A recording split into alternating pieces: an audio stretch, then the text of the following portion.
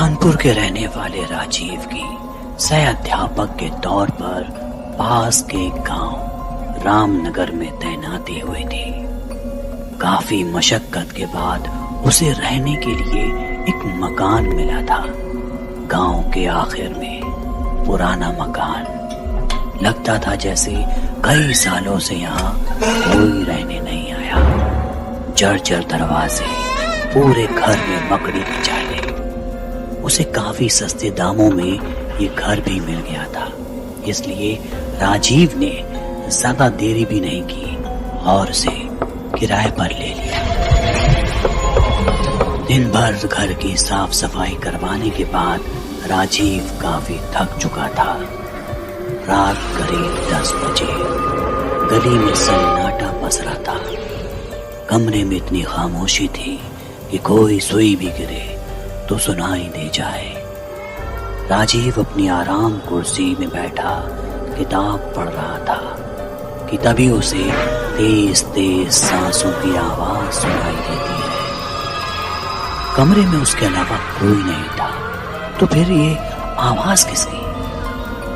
खैर, चाय की चुस्की लेते हुए राजीव फिर किताब पर नजरें गड़ा देता है कि तभी ये सांसें सिसकियों में तब्दील हो जाती है। ऐसा लगता है जैसे कोई लड़की सिसक रही हो।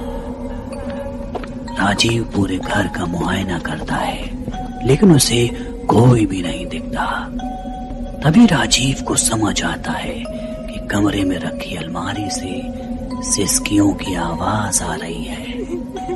वो धीरे धीरे कदमों से अलमारी की तरफ बढ़ता है और कांपते हाथों से उसके दरवाजे खोलता है। दरवाजा खुलते ही सिसकियों की आवाज बंद हो जाती है।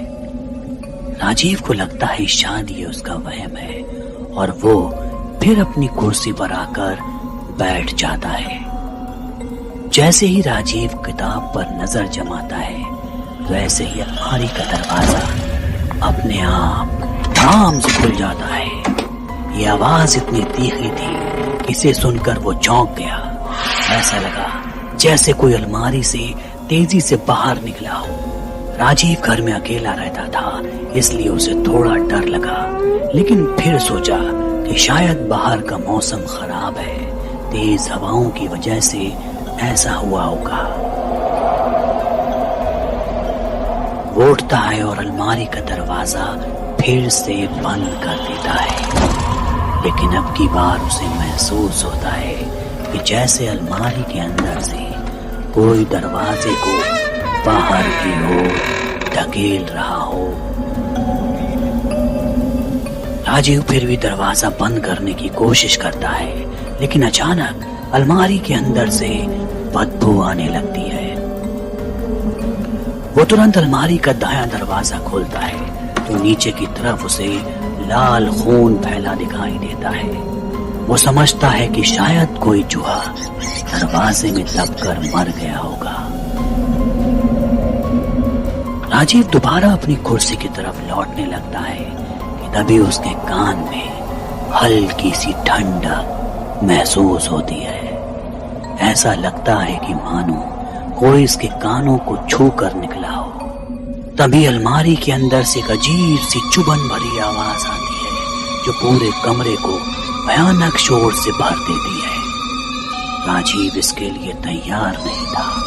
वो इस शोर को सुनकर घबरा जाता है। बिना कुछ सोचे समझे वो घर से बाहर भागता है और अपने पड़ोसी अभिषेक के पास पहुंचता है। राजीव की सारी बातें सुन अभिषेक को अपने कानों पर यकीन नहीं होता। अभिषेक अपने साथ आस पड़ोस के और लोगों को लेकर राजीव के साथ उसके घर पहुंचता है। पूरे घर का जायजा लेने के बाद वो राजीव को बताता है कि शायद ये उसका वहम होगा, लेकिन अभिषेक के चेहरे से लग रहा था कि वो कुछ छिपा रहा है। हालांकि सभी लोग उस कमरे में पहुंचते हैं जहां वो अलमारी रखी होती है। अलमारी के दरवाजे अभी भी बंद थे। राजीव उस अलमारी को देख कांपने लगता है। अभिषेक समझ जाता है कि राजीव के डर का असली कारण वो अलमारी है।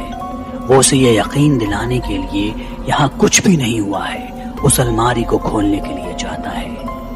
पहली 1-2 कोशिश में अलमारी का दरवाजा नहीं खुलता, लेकिन अचानक एक झटके से दरवाजा खुलता है और अभिषेक को अपने अंदर समा लेता है।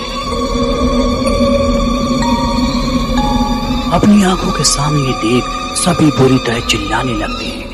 सभी जोर जोर से अभिषेक का नाम पुकारने लगते हैं, लेकिन कोई भी उस अलमारी के पास जाने की हिम्मत नहीं कर रहा था। तभी धड़ाम की आवाज के साथ अलमारी का दरवाजा खुलता है। उसके अंदर से काला घना धुआं पूरे कमरे में फैल जाता है। एक अजीब सी बदबू पूरे कमरे में फैल जाती है। इसी बीच राजीव को अलमारी के पास अभिषेक नजर आता है। सभी लोग जैसे तैसे कर अभिषेक के पास पहुंचते हैं। धीरे धीरे कमरे में फैला घना काला धुआं छटता है। सभी की नजरें अभिषेक पर पड़ती हैं, लेकिन उसे देख सभी के होश फाख्ता हो जाते हैं। दरअसल अभिषेक का आधे से ज्यादा शरीर जला हुआ था। जगह जगह मांस में काले धब्बे बने हुए थे। गले पर मोटे तीखे दांतों के निशान थे। सिर बीच से फटा हुआ था, जहां से खून बूंद बूंद कर बह रहा था। हालांकि उसकी सांसें अभी भी धीरे धीरे चल रही थी, मगर अब वो सिर्फ एक जिंदा लाश की तरह नजर आ रहा था। तभी उनमें से एक आदमी 2 घर छोड़कर रहने वाले पीर बाबा के पास पहुंचता है। ये बाबा इस इलाके में करीब 50 सालों से रह रहे थे। वो यहाँ सबको और सबके बारे में जानते थे। बाबा सारी घटना को सुनते हैं और फिर खुलासा करते हैं ऐसी कहानी का जिसको जिसने भी सुना उसकी रूह कांप गई। पीर बाबा बताते हैं कि घर में एक लड़की की रूह है जिसने अभिषेक से अपनी मौत का बदला लिया है। वो शख्स हैरत में पड़ जाता है। अभिषेक से बदला? फिर होता है पूरी कहानी का खुलासा। दरअसल कुछ सालों पहले इस घर में धर्मवीर नाम का करीब 40 साल का एक शख्स रहा करता था। पुलिस से बर्खास्त किया जा चुका धर्मवीर बर्ताव से जालिम था। शराब के नशे में चूर रहने वाला इंसान, ना किसी से बात करना, ना ही किसी से अच्छा बर्ताव रखना। इसी वजह से उसकी पत्नी भी उसे छोड़कर चली गई। धर्मवीर के घर का सारा काम एक नौकरानी बिंदिया किया करती थी। वो उसे अच्छी पगार तो देता था, लेकिन गांव में किसी और के घर का काम करने पर पाबंदी लगा रखी थी। हालांकि मोटा पैसा मिलने पर बिंदिया भी इस पर राजी थी।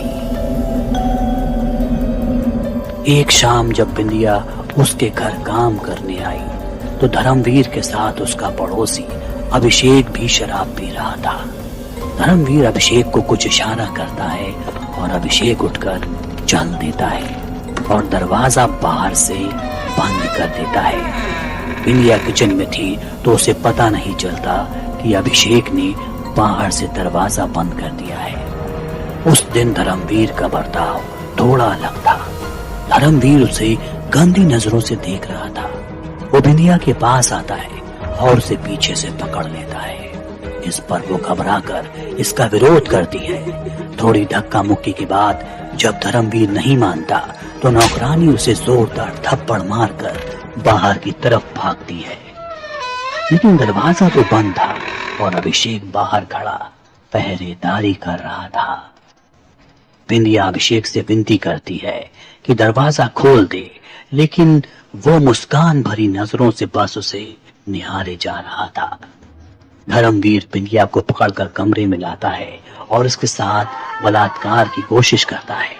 लेकिन इसी बीच कुछ लोग शोर सुनकर उसके घर तक आ जाते हैं। अभिषेक ये देख वहां से फरार हो जाता है।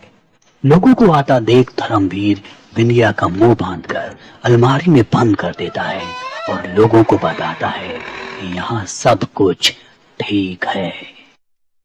लोग उसकी बात को सच मानकर वापस चले जाते हैं। बिंदिया अभी भी अलमारी में बंद थी। धर्मवीर जब वापस अलमारी खोलता है तब तक बिंदिया की सांसें थम चुकी थी। धर्मवीर उसके मुंह में बंधा कपड़ा हटाता है, लेकिन दम घुटने से उसकी मौत हो चुकी थी। इसके बाद धर्मवीर एक चाकू से उसके टुकड़े टुकड़े करके अलमारी में ही बंद कर देता है। धर्मवीर इस खौफनाक वारदात को अंजाम देने के बाद गांव छोड़कर दूर भाग जाता है। कुछ दिन बाद बिंदिया की लाश मकान मालिक को अलमारी में मिलती है और उसके बाद कई लोगों ने उसे मकान की छत पर रात में टहलते देखा था। बिंदिया को धर्मवीर तो नहीं मिल सका, लेकिन अभिषेक से वो अपना बदला ले चुकी थी। उधर अस्पताल पहुंचते पहुंचते अभिषेक ने भी दम तोड़ दिया था।